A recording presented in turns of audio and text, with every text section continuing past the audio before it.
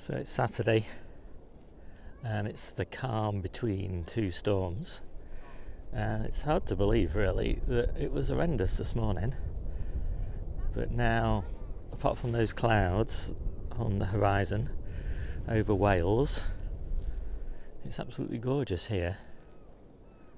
So Debbie and I are out for a walk.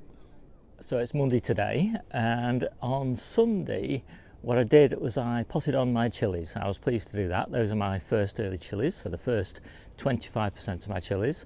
The second 25% are doing okay, they're sort of this sort of size, and then the rest of them are going to be sown maybe today actually, maybe tomorrow. And what else did I do? I wrote 3 chapters of my book, so 3 growing guides. And I'll actually put them up down the side there so you can see which ones they are, because I've almost forgotten already what they were. I think there was one on New Zealand spinach, maybe one on courgettes, and can't for the life of me remember what the third one was, which is pretty bad, isn't it, given that I only did it yesterday. Anyway, that's what I did yesterday. Pretty productive day really, given the horrendous weather. And this morning it was really windy again. I think last night actually we got up to about 70 mile an hour winds, which was the worst actually we've had it here over the last week. I know a lot of people have had it much worse than us. I'm down on the allotment now, and I can't really see any damage on my plot, although there's a few sheds blown over and a few mangled greenhouses on the site. So as often is the case, I've got off quite lucky.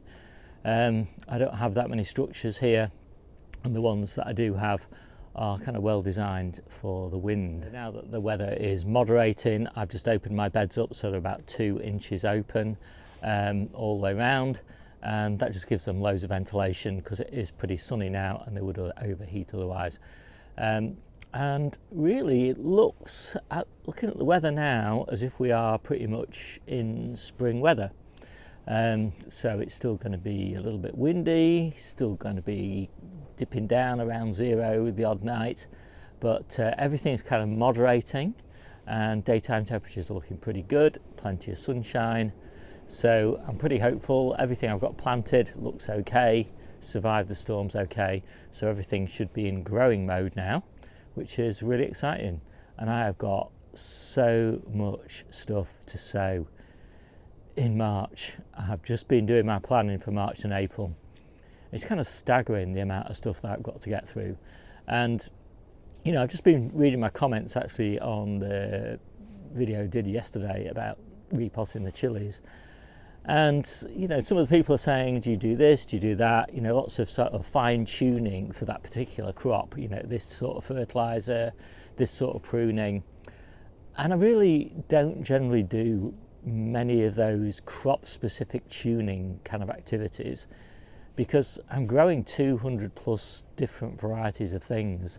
There's no way I can remember all the different ways, specific tips and tricks for every different type of veggie. And so I don't really do anything like that. I basically just try and get healthy seedlings, plant them in healthy ground, water them, and leave them to it and harvest them, and just don't fuss over them. And I seem to do fine, and I'm sure that I could get a little bit better performance by putting in a lot more effort. But I am a kind of 80-20 sort of person. I want to put in 20% of the effort to get 80% of the results, and then move on to something else, rather than put in that other 80% of effort to get that last 20% of extra benefit. So that's kind of my approach to life in all things, and it just translates into gardening. So I'm sowing seeds again today, and I'll put the seeds up down the side so you can see what I'm up to. And I'm kind of probably going to bring the peppers just forward a little bit. It doesn't make much difference, bringing them backwards and forwards about a week or so.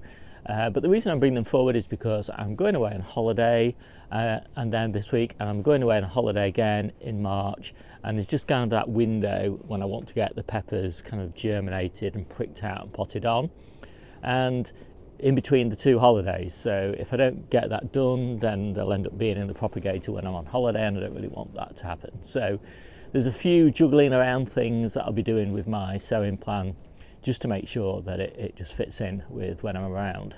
So Yeah, I mean, I don't, if people look at my sowing guide and think you've got to sow on those specific days, no, you don't. Just somewhere in the region. And that's generally why in my successional planning tools, I'm really just talking about early January, early February, mid-March, end of April sort of thing.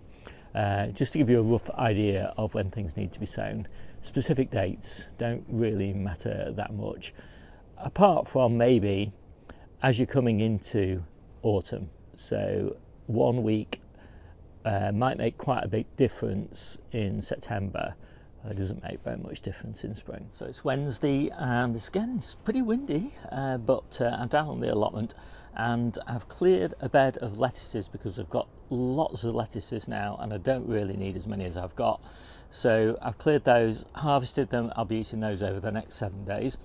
And so now I've planted a whole range of different Asian greens in their place. I've got quite a few left that are spares, and I've got another batch back at home to go in one of the low tunnels. And so that's pretty much everything I've done today.